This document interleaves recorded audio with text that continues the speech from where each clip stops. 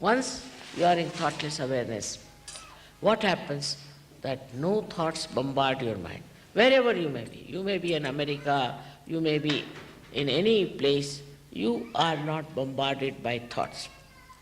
So, what does that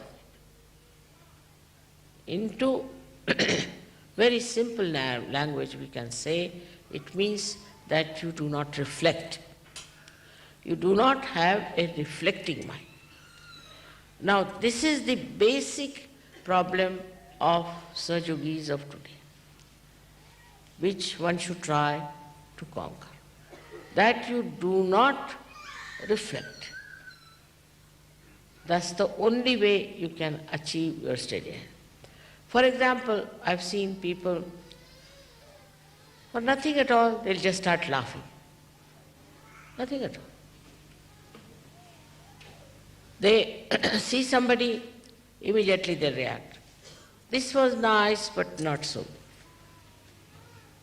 They start giving their opinion, especially in the West, about everything. Everybody seems to be very knowledgeable and start telling what is best, what is not the best, what is not good.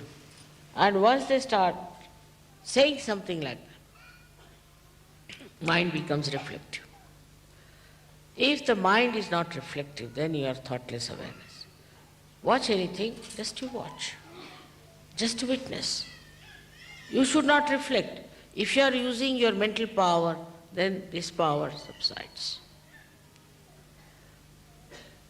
This is a very common defect with people, because I think you people are more intelligent, you think maybe, I think you are well educated, might be, I don't know, whatever you think.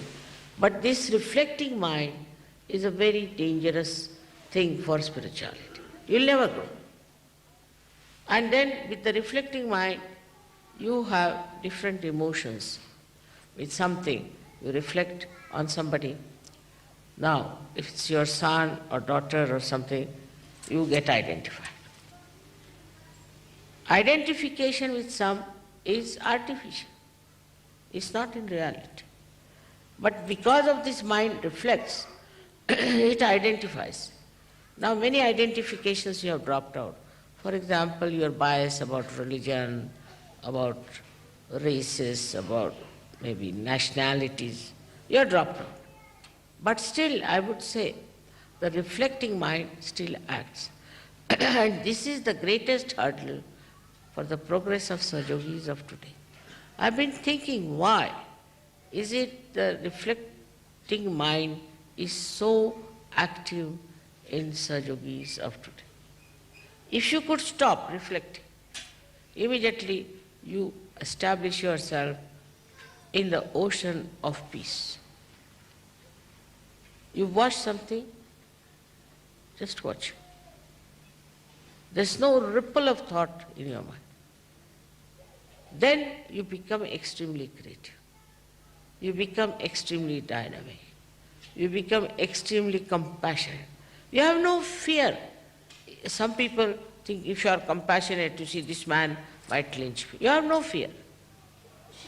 All virtues that you have to enjoy, you can only enjoy when you do not reflect.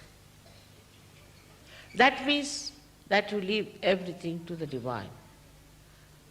You have not in charge. You don't see that you have to be reflecting on something. This is the greatest power you have got, is not to reflect, not to look at somebody with that kind of. I have seen this is still there, lingering. Perhaps I never told you about it, maybe one of the reasons. I don't say that it's only your fault, but maybe mine, because I couldn't find what was exactly wrong. That is the reflection that you have about others. Now, I told you have introspection.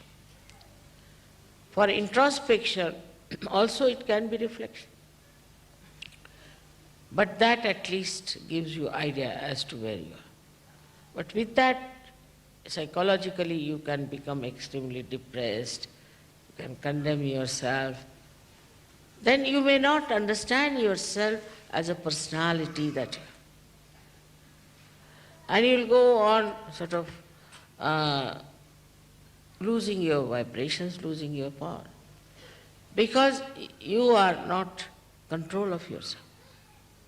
So introspection also, if it brings about depression and demeaning of your personality, best is not to introspect also. Because all these mental activities I've seen create problems. But in a state where you are thoughtlessly aware, introspection comes to you automatically. You see it automatically. You understand it automatically. You do not think about it. It just comes to you. The whole picture comes to you and you are at peace with yourself. You are never in turmoil, never in trouble. Then you don't get angry, then you do not argue, then you do not discuss, but you become as if dropped into the ocean of awareness. And you don't have to worry as to solve something. When you are reflecting, then you find that this power works. Now it becomes very contradictory to say that you have to project and you don't have to reflect. Now when we reflect, we absorb. When we reflect on something, we absorb that thing. And mostly our attention goes to the defects of others. This person is no good, that is not good, this is the hair not all right, the sari is not all right, this, that, and all nonsense. So what are we doing? We are absorbing all the bad things also. Now when you start admiration of something, then what happens? That you may not get the bad things, but at least you are on a better line. But still, the admiration in thoughtless awareness is really very deep. I saw this in the eyes of this great scientist. Absolutely, he was just one with me, and his eyes were like an ocean of peace. He was just looking at me. And for quite some time. And then he came to his thoughts and he told me that this is what we can do with your photograph. So the depth in you will only come when you do not reflect. But it's very common with human beings, especially in the West. This carpet is no good, that is no good, this smell is coming, that is there. Always trying to judge others. Judge other things, which is important. What is so important? If you are sitting in the garden of heavens, what does it matter? Where you are sitting, what you are doing. This sets in, this reflection sets in waves of thoughts in our mind. I have already once described it by drawing, how the energy that falls on the right side goes to the left side, and the falls on the left goes to the right, crosses over because of two types of cells we have. Then out of this energy that goes to the right, the energy that goes to the left, it is sucked in partly into the sympathetic. Now whatever is left out is the one that reflects. That is the way it goes on reflecting.